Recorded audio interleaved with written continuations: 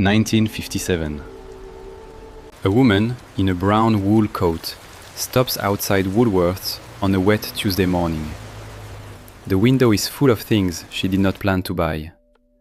A cream enamel kettle, a packet of tea towels, a little clock with brass hands, a row of sensible mugs that somehow look better than the mugs at home. She only came in for buttons. That was the danger with Woolworths. You went in for buttons and came out with half a new life. Inside the shop, the floor has that polished smell. Coins click in the till. Somewhere near the back, a child is being told not to touch anything, which of course means he is touching everything. She picks up the kettle. It is not fancy. It is just new. And new has a way of making old things at home look suddenly embarrassing. The old kettle still works. Mostly. You have to tilt it in a particular way. The lid rattles. The handle gets hot if you are careless.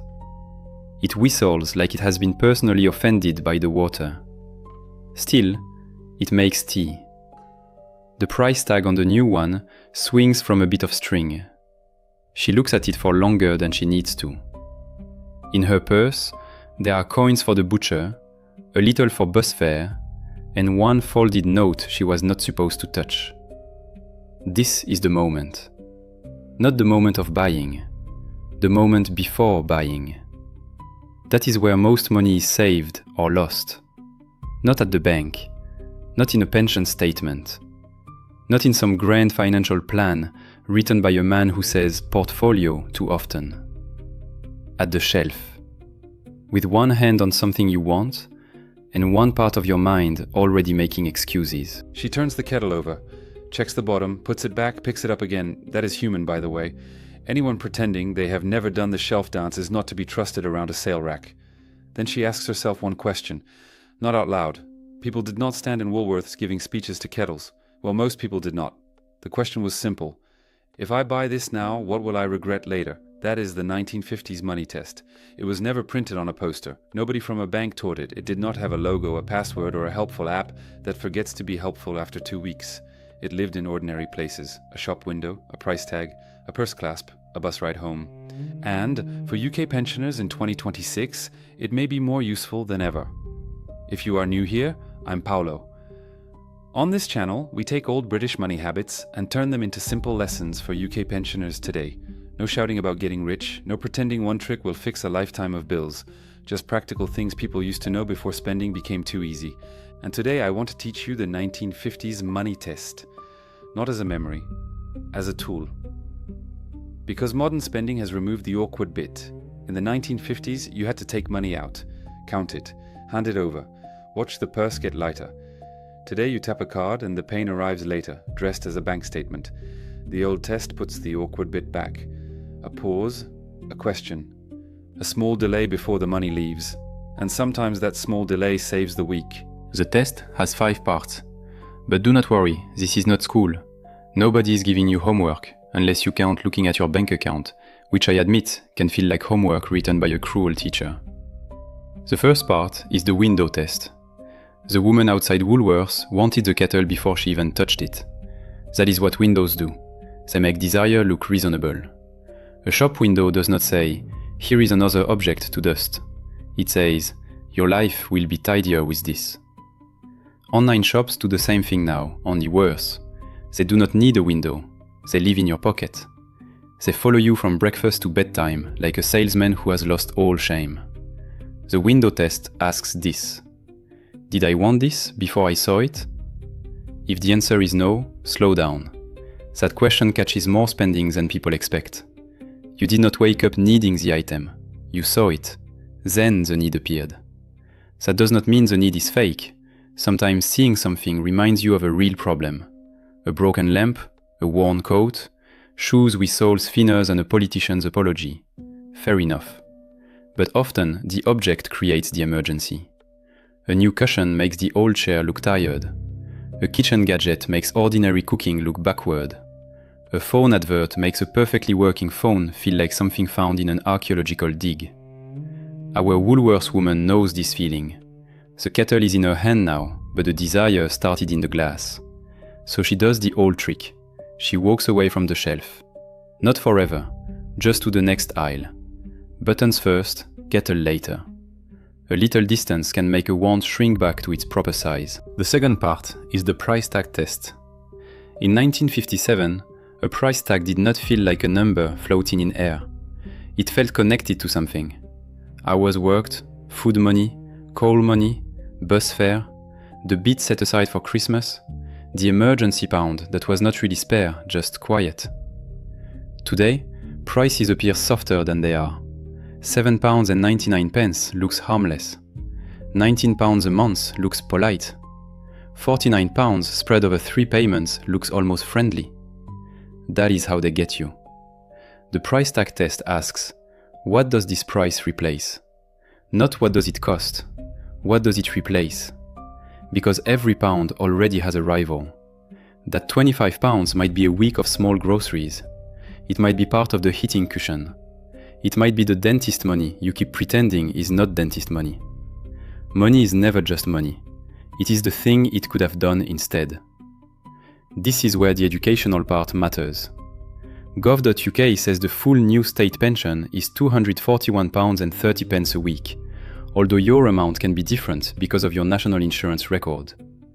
So when a pensioner spends £24, that is not a small random number. It can be around a tenth of a full weekly new state pension. That does not mean you should never spend £24, of course not. But it should stop looking invisible. A £24 item is not just a treat, it is a piece of the week. A £60 renewal is not just annoying, it is a chunk of food, travel, or warmth. A £400 mistake is not just a mistake, it is several weeks of pressure wearing a nice receipt. The price tag test makes the number tell the truth. Before buying, ask, what does this money stop doing if I spend it here? The third part is the till test. This is the moment at the counter. The item is in your hand. The cashier is waiting. Someone behind you is breathing like your decision has personally delayed the nation. In the old days, this moment had weight. You opened the purse, took out coins, counted notes, maybe changed your mind, maybe felt a bit silly. Good. Feeling a bit silly can save money. Today, contactless payment removes the ceremony. No counting, no pause, no small embarrassment. Just tap and gone. The till test asks, would I still buy this if I had to pay in cash? Not because cash is magic, because cash makes spending visible. If handing over the notes would hurt more than tapping the card, that tells you something. It means the card has made the purchase too quiet, and quiet spending is dangerous. Try this once. Before you tap, picture the cash. If the item costs £80, imagine 4 £20 notes leaving your hand. If it costs £240, imagine an entire week of full new state pension sitting on the counter. Again, this is not about guilt. It is about seeing. Our Woolworths woman has the kettle in front of her now. The cashier is close enough. The till is ready. The money is in her purse. She can buy it. Nobody will stop her. That is exactly why the test matters. The worst spending decisions often happen when nobody stops us and nothing slows us down. So you become the pause. You become the awkward bit. You become the old purse clasp that takes 3 seconds to open. 3 seconds is not much. Sometimes it is enough. The fourth part is the bag test. This one begins after the purchase. Because buying something is not the end of the story. You have to take it home. That sounds obvious, but it changes the question.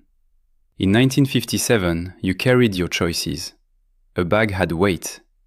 If you bought the wrong thing, it sat beside you on the bus like a small witness. You could not hide from it. Today, a delivery arrives and we act surprised, as if a stranger forced us to click Buy Now at 10:18 p.m. The bag test asks, will I still feel good carrying this home? Not owning it, carrying it. There is a difference. Owning is fantasy, carrying is real. The kettle in the shop looks cheerful.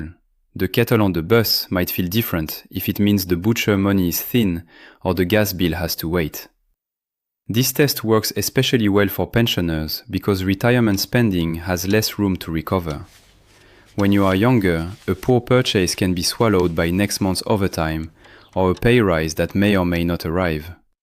In retirement, the rhythm is tighter. Income is more predictable, which is good, but predictable also means limited. Pension credit can help some people. Gov.uk says it can top weekly income to £238 if you are single, or £363.25 if you have a partner. It can also lead to other help, but you still need to know your own numbers. That is the unglamorous truth. No purchase should be judged only by how it feels in the shop. Judge it on the way home. Will I be pleased with this in my bag? Or will I spend the bus ride quietly negotiating with myself? If the negotiation starts before you even get home, the answer may already be there. The fifth part is the morning after test. This is the one people avoid. Not the day you buy it, the morning after. When the thrill has cooled, the receipt is on the table, the thing is now just a thing. The new kettle is sitting where the old one sat. It is fine, it works. It is not life-changing, because kettles are rarely that ambitious.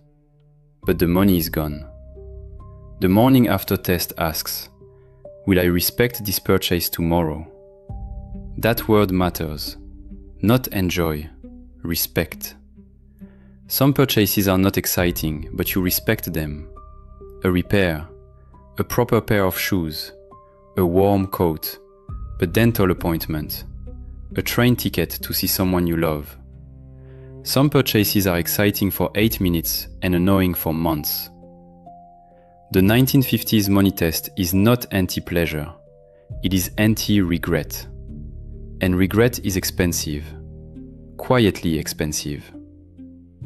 Let's put the test together.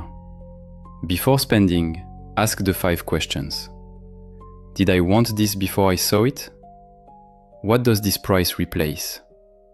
Would I still buy it if I had to pay in cash? Will I feel good carrying it home? Will I respect this purchase tomorrow? That is the test. No spreadsheet, no lecture, no complicated budget system with colors, categories, and one password you wrote down somewhere clever and immediately lost. Just 5 questions from the old high street. Window, price tag, till, bag, morning after. If the purchase passes all 5, it may be worth buying. If it fails 1, wait a day.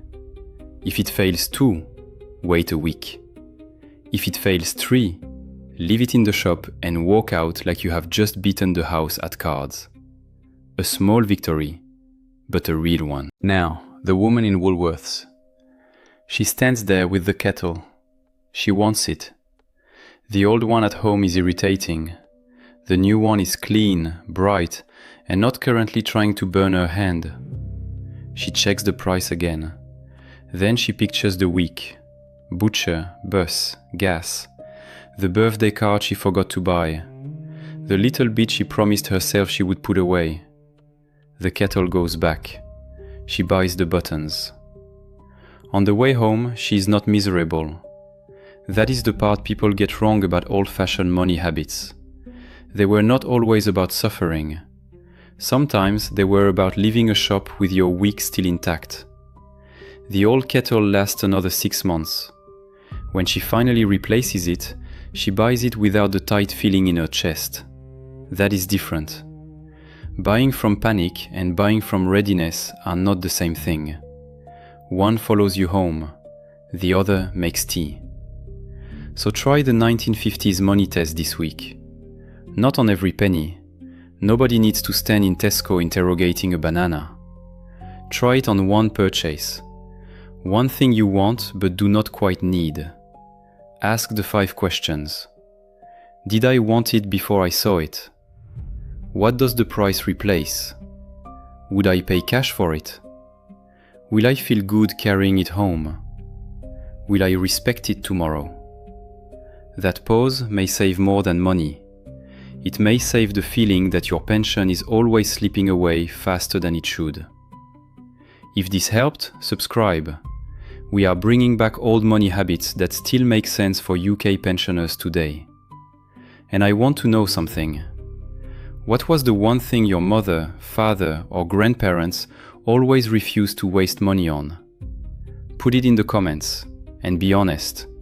Did you agree with them at the time, or did you only realize later they were painfully, annoyingly right? No judgment. Well, maybe a little.